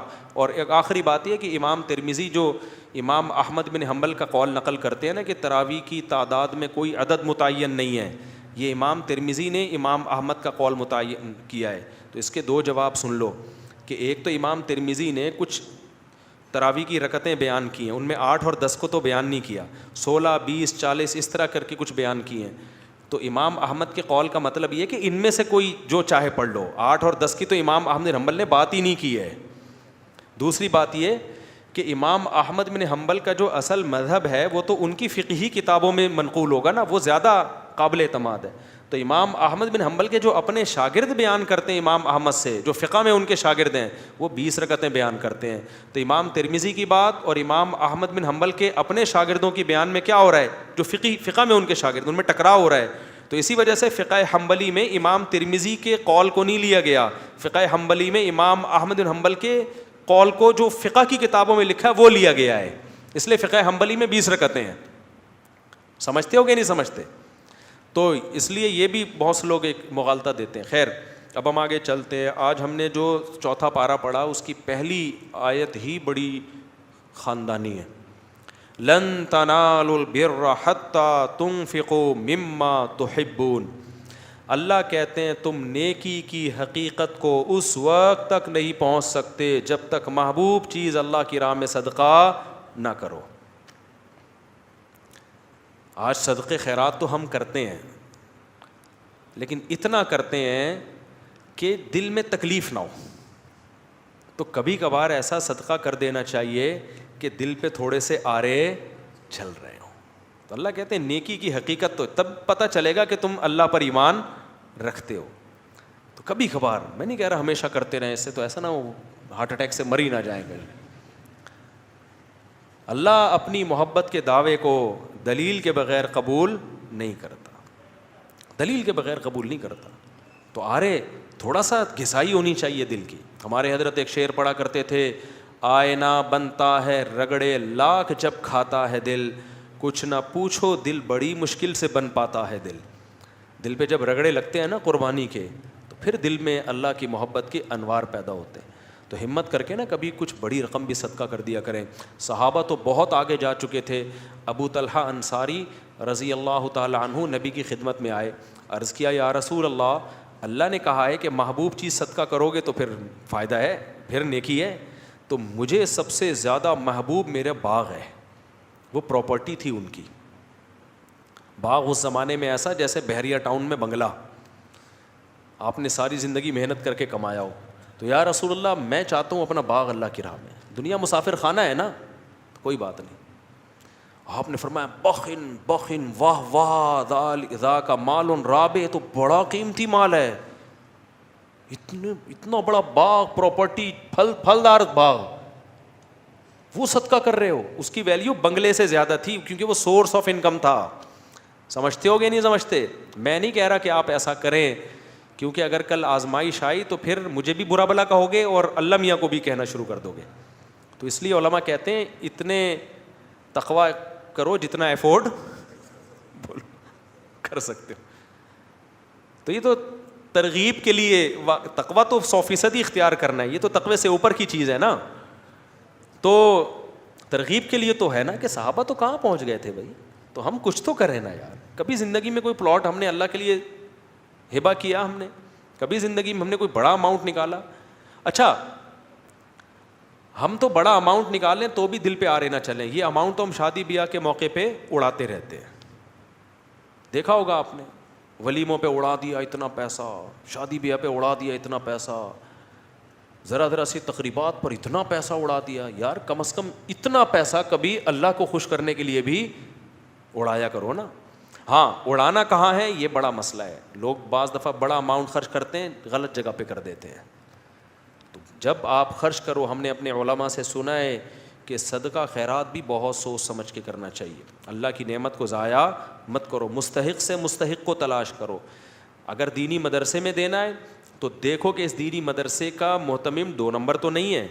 ایسا تو نہیں کہ یہ مدرسے کی 4 دیواری کے نام پہ نوٹ چھاپنے کی مشین لگائی ہوئی ہے, اس لیے. کیونکہ میں نے دیکھا ہے کوئی بھی داڑھی ٹوپی ویسٹ کوٹ میں آئے گا, 4 یتیم بچے اس نے جمع کر لیے, آ کے دکھائے گا تو لوگ چیک کاٹ کے دے رہے ہوتے. یہ 10 لاکھ, یہ 20 لاکھ, یہ 1 کروڑ. دھندا بنایا ہوا ہے لوگوں نے بھائی یہ کمانے کا. داڑھی بس ٹوپی ہو اور تھوڑا سا چہرے پہ نور وور ہو, کریم وریم لگا دیا آپ نے, سیٹ صاحب کے پاس گئے, ہمارا مدرسہ ہے, یہ تصویر دیکھو اٹھا کے. میں بہت لوگوں کو جانتا ہوں. ایک آدمی سعودی عرب میں, قطر میں, عرب لوگ سخی بہت ہوتے ہیں, وہاں جا کے کروڑوں روپے جمع کیے اس کمبخت نے, کروڑوں روپے. یہاں سے تصویریں بھیجتا تھا, بچے صحیح بخاری پڑھ رہے ہیں, دیکھو مدرسہ ہے میرا. کچھ بھی نہیں تھا. اور اگر ہو بھی تو بھائی انویسٹمنٹ ہے, کچھ کھاؤ کچھ لگاؤ. تو اس لیے دینی مدرسہ کرنا تو دینی مدارس کو دینا ہے, کیونکہ دینی مدارس کو نہیں دیں گے تو پھر دین کی تبلیغ کا کام رک جائے گا, علماء پیدا ہونا بند. کیونکہ یہ سرکاری حکومت تعاون نہیں کرتی ہے, اور اچھا ہے نہ کرے. حکومت نے تعاون کیا نا تو یہ مدرسوں کو اپنی تحویل میں لے گی, پھر سارے سرکاری مولوی پیدا ہوں گے, سرکاری مولوی پیدا ہوں گے. کیونکہ گورنمنٹ نے جو کام اپنے ہاتھ میں لیا نا, اب دیکھو سعودی عرب میں کتنے بڑے بڑے پرہیزگار علماء ہیں, لیکن یونیورسٹیاں وہاں گورنمنٹ کے کنٹرول میں ہیں. تو پالیسیاں کس کی چلیں گی؟ گورنمنٹ کی. اب وہ بیچارے کچھ بول ہی نہیں سکتے, جو بس ہے بس ٹھک وہ چلے گا. Order is order. تراوی 8 ہیں 10 ہیں. وہ میں بھی تراوی 2 دن پڑھی نا میں نے وہاں, تو مجھے کسی نے انہوں نے 10 کر دی. میں نے کہا شکر ہے 10 باقی ہیں. اگر یہ بھی آرڈر آ جائے ختم تو کیا ہو جائے گا, وہ بھی ختم ہو جائے گا. کوئی ایک لفظ دنیا میں سب جگہ ایسا ہی ہے, سب جگہ ایسا ہی ہے. تو ہمیں یہاں آزادی ہے, کم از کم ہم کھل کے بات کر سکتے ہیں. اس آزادی کے کچھ سائڈ افیکٹ بھی ہیں, کیونکہ کھل کے صحیح بات ہو سکتی ہے تو غلط باتیں بھی کھل کے بہت ہو رہی ہیں یہاں پہ. لیکن یہ دینی مدارس چلتے ہیں لوگوں کے تعاون کے ساتھ, تو جو صحیح مدرسے ہوں ان کے ساتھ تعاون کرنا چاہیے. لیکن ایسا ہی نہیں کہ جو اٹھایا منہ آ رہا اٹھا کے دے دیا. تو ٹرسٹوں میں بھی ایسا ہی ہے, بہت سارے ٹرسٹ کھانے پینے کے دھندے بنے ہوئے ہیں, کچھ دکھایا جا رہا ہے, کچھ کروڑوں کی جائیدادیں بنائی جا رہی ہیں. بس لوگ دیکھتے ہیں ٹرسٹ ہے تو پکڑاتے چلے جاؤ, پھینکتے چلے جاؤ. تو کچھ تھوڑا سا خدا کا خوف کرو, کیوں آپ اپنے پیسوں کو اس طرح سے ضائع کر رہے ہو. جب آپ تجارت میں پیسہ لگاتے ہو, آپ 100 دفعہ تحقیق کرتے ہو اچھی سی اچھی جگہ پہ لگے پیسہ, تو صدقہ کرنے میں بھی کیا کرنا چاہیے بھائی, تحقیق کرنی چاہیے کہ آپ کا پیسہ ضائع نہ ہو, کیونکہ اس کے پھر نقصان زیادہ ہوتے ہیں آپ غلط لوگوں کو اگر دیتے ہو. تو اللہ کہتے ہیں محبوب چیز تھا. تو حضرت ابو طلحہ نے کہا یا رسول اللہ, میرا باغ اللہ کے لیے. تو آپ صلی اللہ علیہ وسلم فرمایا واہ واہ کیا خوبصورت بہترین مال. پھر آپ نے فرمایا یہ سارا پیسہ یعنی باغ جو ہے اپنے چچا زاد بھائیوں کو دے دو. یہ ہے اسلام کی خوبی. اسلام رشتہ داری جوڑنے کو جتنی ویلیو دیتا ہے, میں کیوں بار بار 4 شادیاں بچے پیدا چیخ کیوں رہا ہوں, میں پاگل تھوڑی ہوں. آپ کو کیا میں پاگل نظر آتا ہوں؟ میرا دماغ خراب ہے. آپ کے بچے پیدا ہونے سے مجھے کیا فائدہ ہوگا؟ وہ جب تک بڑے ہوں گے ہم تو مر چکے ہوں گے. آپ کہہ سکتے ہیں نا فائدہ یہ ہوگا کہ بڑے ہو کر میرا شکریہ ادا کریں گے. مفتی صاحب آپ کا بہت شکریہ, آپ کے بیانات سن کے ہمارے ماں باپ نے نسل روکی نہیں اور اتفاق سے ہم بھی اسی سلسلے میں پیدا ہو گئے. وہ تو جب تک بڑے ہوں گے ان میں سمجھ آئے گی ہم شاید مر چکے ہوں, اور شکریہ ادا کر کے بھی مجھے کیا ملے گا. تو اسی وجہ سے میں چیختا ہوں کہ اسلام خاندانی نظام چاہتا ہے, اسلام انڈیویجولی لائف کا قائل بولو نہیں ہے. اکیلا نہیں ہے انسان, ماں ہے, باپ ہے, دادا ہیں, دادی ہیں, نانا ہے, نانی ہے, بیوی ہے. 4 نہیں کرو, 1 ہی کر لو ٹائم پہ, لیکن نسل مت روکو. پھر بیٹے ہوں, بیٹیاں ہوں, پوتے ہوں, نواسے ہوں, بہویں ہوں, داماد ہوں. یہ ہے انسان کی نیچرل لائف, اور اسی میں انسان کا سکون ہے. اور اس میں توکل کس پہ کرنا ہے؟ اللہ پہ. خرچے پورے کرے گا اللہ. سمجھتے ہو کہ نہیں سمجھتے؟ لوگ کہتے ہیں گراؤنڈ ریئلٹی کو بھی تو دیکھو, زمینی حقیقت کو بھی تو دیکھو, مہنگائی دیکھو اور بچے پیدا کرتے چلے جائیں. گراؤنڈ ریئلٹی دیکھو, لیکن اس آنکھ سے دیکھو جو چشمہ اللہ نے آپ کو لگا کے دیا ہے. سیکولر اور لبرل لوگوں کی آنکھ سے دیکھو گے تو گمراہ ہو جاؤ گے. عقل کا استعمال جب وحی کی نگرانی میں ہوتا ہے تو عقل صحیح سوچتی ہے, اور وحی کی تعلیمات کے بغیر ہوتا ہے تو عقل گمراہی کی طرف لے کے جاتی ہے. انہی عقل پرستوں نے تو ہومو سیکشولیٹی کو لیگل کر دیا نا. تو یہ وہ عقل ہے جو خدا کی تعلیمات سے بغاوت کر کے استعمال ہو رہی ہے. تو گراؤنڈ ریئلٹی ایک طرف یہ کہتی ہے نا مہنگائی, غربت. گراؤنڈ ریئلٹی یہ کہتی ہے کہ بچے جب پیدا ہوتے ہیں تو ماں کی چھاتیوں میں فوراً دودھ آ جاتا ہے. اس کا مطلب جس نے پیدا کیا وہ غافل نہیں ہے, تو وہ دوسرے میں بھی دے گا. آپ کہہ سکتے ہو دودھ آ رہا ہے نا بھائی, اس وقت ضرورت دودھ کی ہے اس لیے دودھ آ رہا ہے. اللہ بتا رہا ہے کہ جس وقت جو چیز کی ضرورت ہوگی وہ میں دے دوں گا. دودھ پیدا کرنا تو سب سے مشکل کام تھا, باقی چیزیں تو انسان پیدا کر لیتا ہے, دودھ نہیں پیدا کرتا. آج تک کوئی کمپنی دودھ پیدا نہیں کر سکی ہے ماں کا دودھ, اور اس کا آلٹرنیٹ بھی پیدا نہیں کر سکی. اللہ کہتے ہیں جو چیز تم پیدا کر نہیں سکتے, تمہارے یہاں بچہ پیدا ہونے پہ وہ پیدا کر دیتا ہوں. تو اسکول کی فیسیں تو آسان ہیں. سمجھ میں آتی ہے بات کہ نہیں آتی ہے؟ یہ تو زیادہ آسان ہے. تو اس لیے نبی نے رشتہ داری جوڑنے, تو آپ نے حکم دیا حضرت ابو طلحہ کو کہ یہ باغ کس کو دے دو, کیونکہ ان کے چچا زاد بھائی غریب تھے. تو کس کو دے دو بھائی؟ تو آج رمضان میں یہ عزم کرو کہ ہمارے قریب ترین رشتہ داروں میں جو غریب ہوگا ہم نے اس کے ساتھ تعاون کرنا ہے. جن کو اللہ نے دولت دی ہے نا وہ منتھلی باندھ دیں اماؤنٹ. بھائی کو بھائی سے یہ کہنا نہ پڑے کہ تو کروڑوں روپے کماتا ہے, میں گٹکے کی دکان بھی نہیں کھول سکا, کچھ تو میرا خیال کر. یہ کہنا نہ پڑے, وہ خود سوچے کہ بھائی اللہ نے رشتہ داروں کو لاوارث چھوڑنے سے منع کیا ہے. بیوہ بہن ہے, طلاق یافتہ بہن ہے, دل کھول کے خرچ کرو, بوجھ نہ سمجھو. آج بوجھ سمجھ رہے ہیں یار. ایک اور ٹینشن, سوتیلے بچے, کسی عورت سے شادی کر کے سوتیلا بچہ کیوں نہیں پالتے ہیں؟ ابے ٹینشن پہلے ہی مہنگائی اتنی ہے, ابے ایک اور بچہ, یار پاگل ہے کیا؟ اور بھائی جتنا ہاتھ کھلا رکھو گے نا اللہ بھی کیا کرے گا, کھلا رکھے گا ہاتھ. لا تو کی فیو کا علیک, حدیث میں آتا ہے اے عائشہ روکنا مت ورنہ اللہ بھی کیا کرے گا, روک لے گا. تو دو خرچ کرو یار, اللہ کو سخی پسند ہے. آج مسلمان بھی کنجوس ہو گیا ہے, کنجوس مکھی چوس. ایک آدمی چائے پی رہا تھا, مکھی گری تو مکھی کو چوس کے پھینک رہا ہے کہ اس پہ جو چائے لگی ہوئی ہے وہ ضائع. تو یہی حال کس کا ہو گیا ہے, مسلمان کا ہو گیا. یار ایسے نہیں بھیجا کہ کل لوگوں سے بھیک مانگنی پڑے, لیکن کچھ تو سخاوت کا مظاہرہ کرو یار. منتھلی باندھ دو کوئی اماؤنٹ اپنے ریلیٹیو کا, اپنے رشتہ داروں کا, اس سے رشتہ داری بڑھتی ہے, محبت پیدا ہوتی ہے, اور وہ بھی اس کو بھی خیال, اور پھر رشتہ داروں پہ خرچ کر کے بھول جاؤ. آج مصیبت کیا ہے کہ جب رشتہ داروں سے اچھا سلوک کرتے ہیں تو یہ اچھا سلوک برے سلوک کا ذریعہ بن جاتا ہے. آپ رشتہ داروں سے اچھا سلوک کرو نا تو اس کی وجہ سے رشتہ داری جڑنے کے بجائے اور کیا ہوتی ہے, ٹوٹتی ہے. کیوں؟ آپ کہتے ہو میں نے تو اتنا خیال کیا, وہ تو پوچھتا ہی نہیں ہے, میں نے تو یہ کیا, وہ تو پوچھتا ہی نہیں ہے. اب بھائی تو نے کیا اللہ کے لیے, چھوڑ دے اس کو. یہ آپ اپنے لیے کر رہے ہو, آپ اس کے لیے نہیں کر رہے. تو اس لیے اپنے قریبی رشتوں پہ خرچ کرنا اسلام میں اس کی بہت زیادہ فضیلت ہے. دینی مدرسوں پہ بھی خرچ کرو, رشتہ داروں پہ بھی خرچ کرو. اور فلسطین میں جو کچھ ہو رہا ہے آپ کو پتہ ہے, جو ظلم ہو رہا ہے وہاں پہ, کوئی قابل اعتماد ٹرسٹ ہو. میں چونکہ پاک ایڈ ویلفیئر ٹرسٹ کو پرسنلی جانتا ہوں اس لیے میں ان کا نام لے لیتا ہوں. باقی جس ٹرسٹ پہ بھی آپ کو اعتماد ہو تو ان کے ذریعے وہاں بھی رقم پہنچاؤ رمضان میں, اور دنیا میں جہاں کہیں مظلوم ہے. ہمارے مال میں سب کے لیے حصہ ہونا چاہیے تاکہ ساری فضیلت ہمیں, ہر طرح کی صدقے کی فضیلت ہمیں حاصل ہو. اور اپنی جان پہ بھی خرچ کرو, اچھی خوراک کھایا کرو, کیونکہ اپنے اوپر خرچ کرنا بھی کیا ہے, صدقہ ہے. تو جب صحت اچھی ہوتی ہے انسان عبادت کرتا ہے, دوسروں پہ بوجھ نہیں بنتا. ہم آگے چلتے ہیں. اسی میں ایک اور آیت ہے, اللہ تعالیٰ نے, یہودی جو ہے نا بار بار یہ کہا کرتے تھے کہ دیکھو اسلام جب دنیا میں آیا ہے تو انہوں نے تو بہت سی چیزیں حلال کر دی ہیں, حالانکہ وہ حضرت یعقوب علیہ السلام کے مذہب میں حرام تھیں. تو اللہ نے بتایا کہ بھائی یہودیوں پہ کچھ چیزیں ہم نے ان کے گناہوں کی وجہ سے حرام کی ہیں, گناہوں کی وجہ سے, وہ ناپاک چیزیں نہیں ہیں, تو وہ ان کو اسپیسیفک ان کے لیے سزا تھی.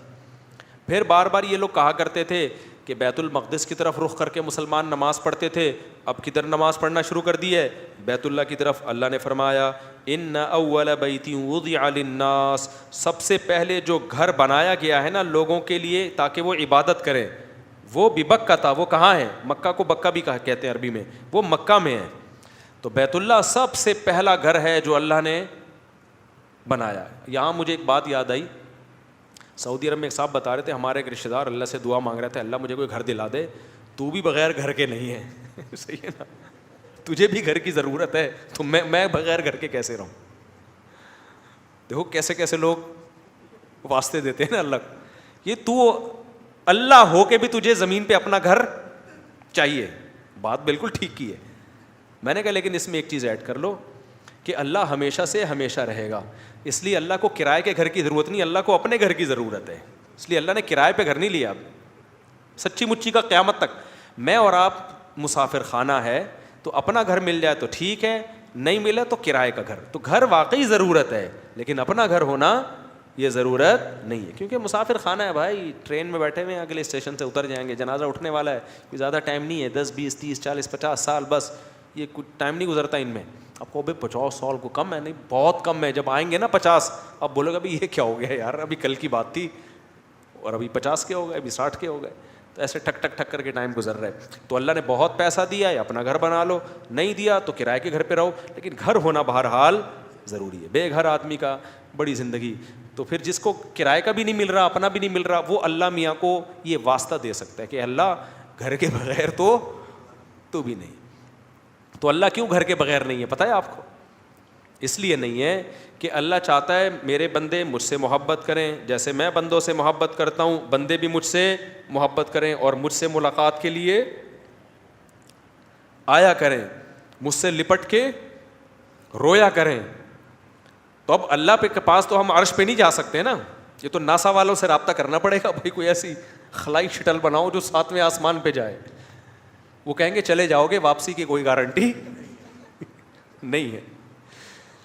تو اللہ میاں نے کیا کیا بھائی, ہم جیسے اپنے ماں باپ کے گھر جاتے ہیں عید بقرعید پہ ان کی زیارت کے لیے, دادا دادی کے گھر جاتے ہیں, تو ہر ایک کے گھر ہی جاتے ہیں نا جب ملنا ہوتا ہے. کسی بڑے دن کے موقع پہ جب کسی سے ملنا ہوتا ہے تو ہم کہاں جاتے ہیں؟ روڈ پہ بلاتے ہیں اس کو.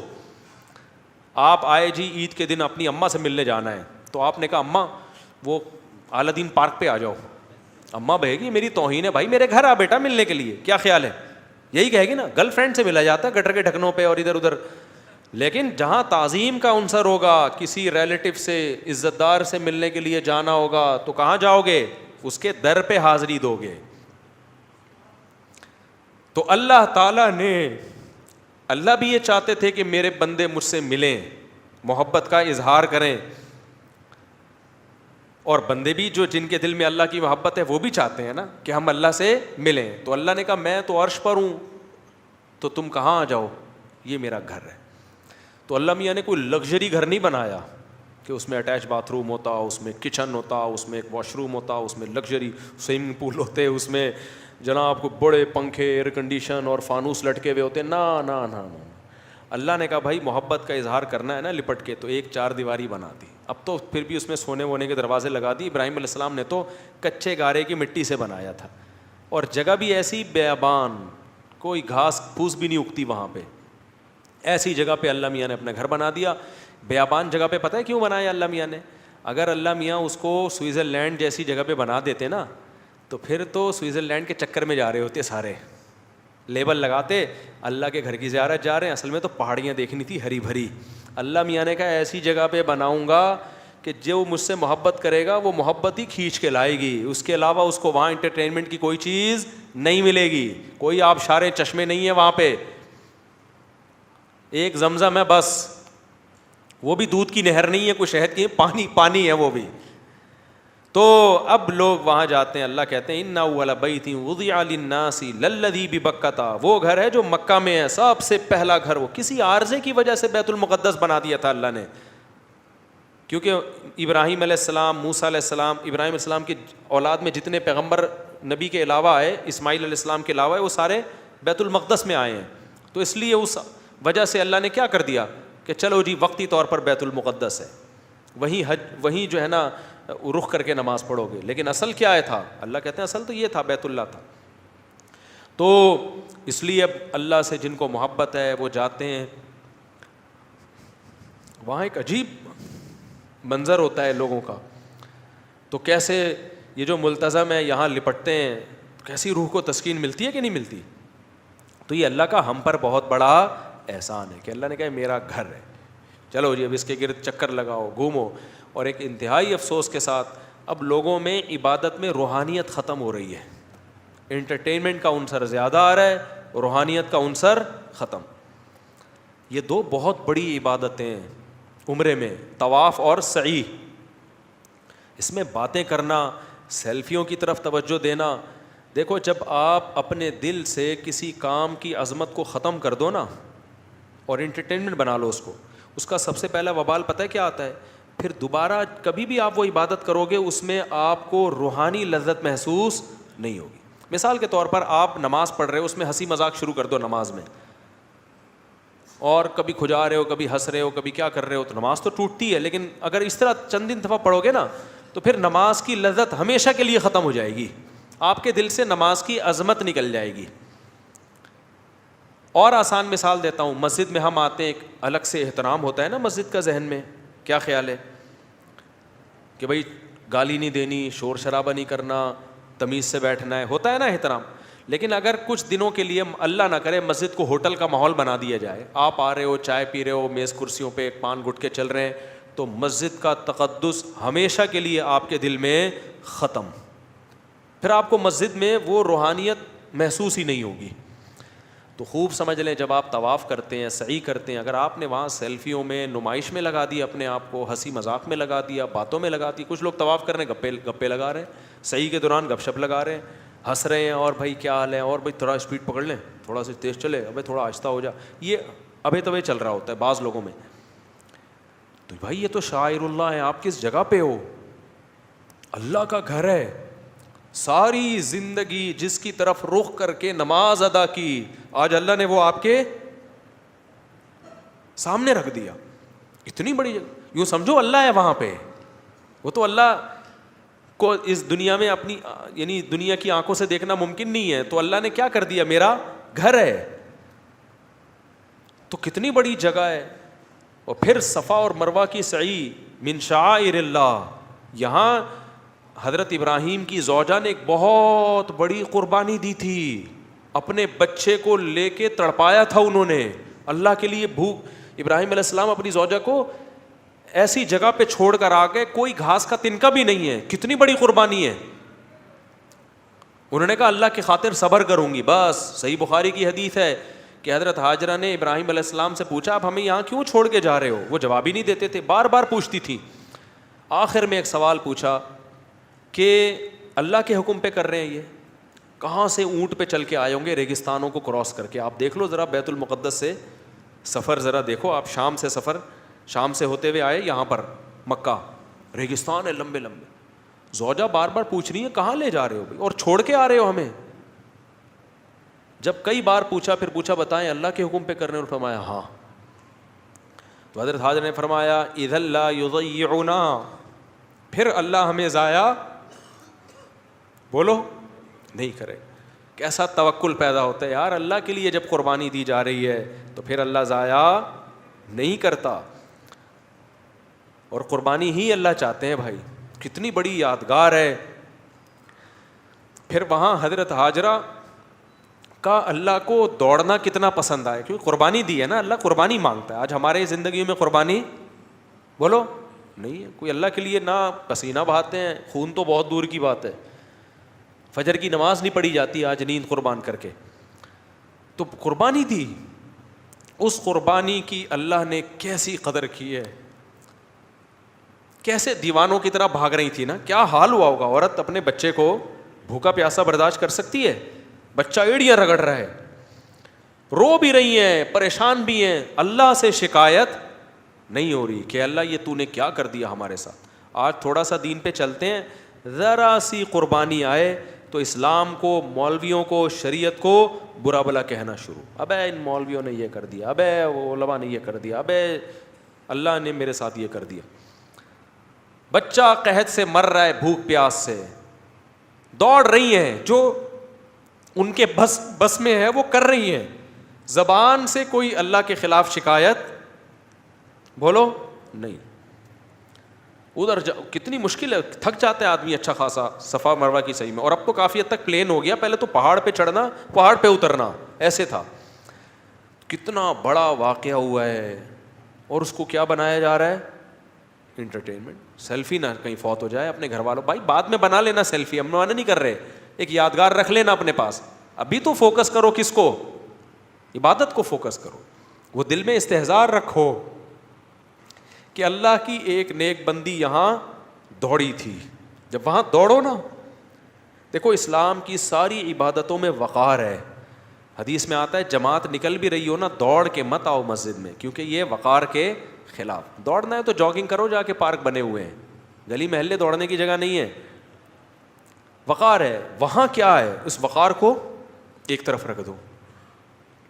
کتنے بڑے بڑے بزرگ پیغمبر سب وہاں کیا ہوئے ہیں, ایک حد تک چلتا ہے, فوراً اللہ کی طرف سے آرڈر ہوتا ہے اب چلنا نہیں ہے, اب کیا کرنا ہے, یہاں سے دوڑنا ہے. دیکھنے میں تو کچھ بھی نہیں ہے بھائی, بہت بڑا سبق مل رہا ہے ہمیں اس واقعے سے, بہت بڑا سبق. یہ کیسی بات, کوئی غیر مسلم دیکھے یار یہ کوئی عبادت ہے؟ نماز عبادت سمجھ میں آتی ہے, رکوع کر رہے ہو, سجدہ کر رہے ہو, قرآن پڑھ رہے ہو, سمجھ میں آتا ہے نا, روزہ رکھ رہے ہو, یہ کیا عبادت ہے دوڑ رہے ہو؟ اللہ نے کہا نہیں, میں نے عبادت کو کیا کر دیا ہے, اس کا فلسفہ ہی چینج کر دیا. عبادت جو میں کہوں گا وہ کرنا پڑے گا.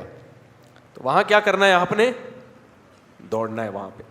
تو یہ بہت بڑا ایک, تبھی حدیث میں آتا ہے کہ نبی صفا اور مروہ میں جو پہاڑیوں پہ بہت لمبی دعائیں مانگا کرتے تھے, اور بہت زیادہ. ہمارے جتنے اکابر حج کرنے جاتے تھے, عمرہ کرنے, ہمارے شیخ مفتی رشید احمد صاحب بھی, اور جو میرے شیخ ہیں بھی وہ بھی, ہم نے سب کو دیکھا ہے کہ صفا مروہ پہ لمبی لمبی دعائیں, کیونکہ یہ دعا کی قبولیت کا موقع ہے. واقعہ ہوا تھا یہاں پہ, اس کا واسطہ اللہ کو دیا جا سکتا ہے, لیکن ایک وہ بھی ایک انٹرٹینمنٹ سے بن گئی ہے. عمرے میں بھی مجھے تو, میں چونکہ اب عام دنوں میں تو میں جب عمرے پہ جاتا ہوں تو منہ چھپا کے جاتا ہوں, لیکن احرام میں تو منہ نہیں چھپایا جا سکتا نا. تو طواف کے دوران لوگ آ کے تنگ کر رہے ہوتے ہیں, اور مفتی صاحب, میں نے کہا تم غصہ آتا ہے پھر مجھے, یار تم اللہ کے گھر میں آئے ہو, مفتی صاحب کو دیکھنے کے لیے آئے ہو تم یہاں پہ. کتنی افسوس کی بات ہے, جب طواف کر رہے ہو تمہیں ایک مشہور آدمی نظر آیا تو اللہ کو دیکھنے کے بجائے کہاں دیکھ رہا ہے, مفتی صاحب کو. بعد میں مل لینا, بعد میں اگر مفتی صاحب مارکیٹ سے شارٹ ہو گئے تو کوئی بات نہیں, ابھی کس کو فوکس کرو, اللہ کا گھر ہے بھائی, اس کی توجہ دو. ہاں تھوڑا سلام کر لیا, ہیلو, بس اتنا کافی ہے. اس وقت سیلفیاں طواف کے دوران لینے کی کوشش, یہ بہت غلط حرکت ہے. صفا مروہ میں بھی, تو حج میں تو اور زیادہ ہے, حج میں رمی بھی ہے, رمی ایک الگ ہی عبادت ہے. پھر طواف زیارت ہے. طواف زیارت کا کیا مطلب ہے؟ بقرعید کے دن طواف. یہ عام طوافوں جیسا طواف نہیں ہے, کیونکہ بقرعید میں جو طواف ہوتا ہے نا, وہ ہے اصل وہ طواف جو بیت اللہ کی وجہ سے ہم پہ واجب ہوتا ہے. وہ اللہ نے 3 دن رکھا ہے بقرعید کے 3 دنوں میں. اس میں کتنا ساری دنیا, یعنی جو بھی مسلمان دنیا بھر سے جاتے ہیں, 3 دن ہی ہیں ان کے پاس اس میں طواف, وہ حج کا رکن ہے وہ. تو یہ وہ تمام عبادتیں ہیں جو انسان کو, اگر وہ تھوڑا سا دل ہو نا, اس کے اندر رمق ہو, دل میں حیات ہے, زندگی ہے, تو یہ اللہ کی محبت کی چنگاری کا کام دیتی ہیں. لیکن اگر آپ نے ان عبادتوں میں جا کے گپے لگانا شروع کر دیں طواف کے دوران, اور باتیں کرنا شروع کر دیں, سیلفیوں کو فوکس کرنا شروع کر دیا, تو عمرہ تو ہو جائے گا آپ کا, لیکن ایسا دل میں برکت اور نور ختم ہوگا نا کہ وہ نحوست پھر کبھی ختم نہیں ہوتی. کتنے لوگ ہیں دل ہی نہیں لگتا ان کا وہاں پہ, کہتے ہیں یار بس آئے تھے جلدی سے عمرہ کر کے بھاگے یہاں سے. تو یہ اللہ تعالیٰ کی طرف سے پھر دل میں جو ہے نا وہ سیاہی پیدا ہو جاتی ہے. تو اللہ نے کیا فرمایا, ان اول بیت وضع للناس للذی ببکۃ. یہ مکہ میں جب پہلے لوگ جایا کرتے تھے نا, اب تو آسان ہو گیا ہے نا, ہر غریب سے غریب بھی جا رہا ہے. پہلے زمانے میں جب حج عمرے کے لیے لوگ جاتے تھے, چیخیں نکل جاتی تھی لوگوں کی, بے ہوش ہو جاتے تھے, کئی مہینوں کا سمندری جہازوں کا, اونٹوں کا سفر کر کے پہنچتے تھے اللہ کے گھر کو دیکھنے کے لیے. جب نظر پڑتی بے ہوش ہو جاتے لوگ. اب تو ٹیلی ویژن میں بھی دیکھ رہے ہیں, موبائل میں بھی دیکھ رہے ہیں ہر وقت, اور پھر سیلفیاں بھی لے رہے ہیں. تو وہ کیا ہو گیا, دل میں اس کی جو اہمیت تھی اور جو ایک جذبہ ہونا چاہیے تھا, وہ جذبہ ختم. تو اس میں ہمارا ہی نقصان ہے, اللہ میاں کا کوئی نقصان نہیں ہے. یہ کافی وقت ہو گیا, وقت بھی ہمارا مکمل ہو گیا. ایک آیت بس میں پڑھ کے بیان کو ختم کرتا ہوں. اس میں اصل میں سورہ آل عمران میں نا غزوہ احد کو بہت تفصیل سے بیان کیا. آج میرا ارادہ تھا غزوہ احد کو میں بیان کروں گا, لیکن دوسرے موضوعات پر وقت ہو گیا. یہی ہوتا ہے ہمارے ساتھ, یہ بچپن سے ہوتا آ رہا ہے, کیا کریں ہم. لوگ کہتے ہیں ٹاپک جو ہوتا ہے وہ تو ہوتا نہیں, تو کیا کرنا ہے آپ نے, کوئی ایم اے اسلامیات کی تیاری تو کرنی نہیں ہے. کیا خیال ہے, جو نصیحت کی بات اللہ نے زبان سے کہلوا دی سن لیا کریں. تو ہمارے یہ تفسیر کے جو تراویح کے بعد کے لیکچر ہیں یہ اسی طرح ہی چلتے ہیں. تو بس جو اللہ کہلوا دے وہ مارکیٹ میں ہم لے آتے ہیں. تو غزوہ احد ہے تو وہ آپ اپنے طور پہ مطالعہ کر لیجئے گا پھر, ٹھیک ہے نا, اپنے طور پر اسٹڈی کر لیے گا. موقع ملا تو کل بیان کر دوں گا, یہ بھی ہو سکتا ہے کل کوئی دوسرا مضمون آ جائے, ورنہ میرے پچھلے سال کے لیکچرز میں غزوہ احد بہت ڈیٹیل سے. اور اصل تو میرے تفسیر کے لیکچر جو ہوتے ہیں وہ میرے جو چینل ہے نا مفتی طارق مسعود اسپیچز, اس پہ چل رہے ہیں لیکچرز, وہ سنا کریں. اس میں غزوہ احد بہت, اس میں ٹو دا پوائنٹ میں ہٹتا نہیں ہوں, جو رکوع ہے بس اسی کو فوکس کرتا ہوں میں. تو وہ میرا خیال ہے 450 لیکچر ہو چکے ہیں, تو وہ آپ لوگ سننا شروع کریں لیکچر نمبر 1 سے. 8 لیکچرز میں صرف عربی گرامر سکھائی ہے اس میں, اور 8 لیکچرز کے بعد پھر 30واں پارہ, پھر پہلے پارے سے لے کے تفسیر. تو وہ سنیں, انشاءاللہ اس سے بہت فائدہ ہوگا. آج کے لیے اتنا کافی ہے. اللہ تعالیٰ سمجھنے کی, عمل کی توفیق عطا فرمائے. وما علینا الا البلاغ.